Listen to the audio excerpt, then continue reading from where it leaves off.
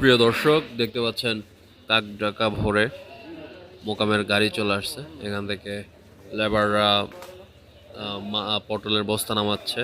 দেখতে পাচ্ছেন পটল আছে, গাটি কচু আছে, মুখি কচু আছে। এগুলো সব হচ্ছে বরিশাল থেকে আনা। দেখতে পাচ্ছেন লেবাররা খুবই ব্যস্ত সময় পার করতেছে, পটলের বস্তা এনে এনে রাখতেছে সামনে। দেখতে পাচ্ছেন একটু পরে এগুলোর মুখ খোলা হবে।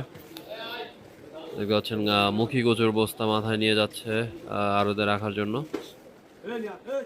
আহ, সকাল সকাল লেবাররা একটু ব্যস্ত সময় পার করে, কারণ মোকামের গাড়ি চলে আসে।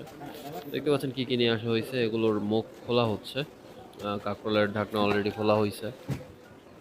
তারপরে এখানে দেখতে পাচ্ছেন মুখী কচু, গাটি কচু আড়তের মধ্যে রাখা হয়েছে, এখনো রাখতেছে। প্রচুর পরিমাণে মুখী কচু খায় এই সময়। দেখতে পাচ্ছেন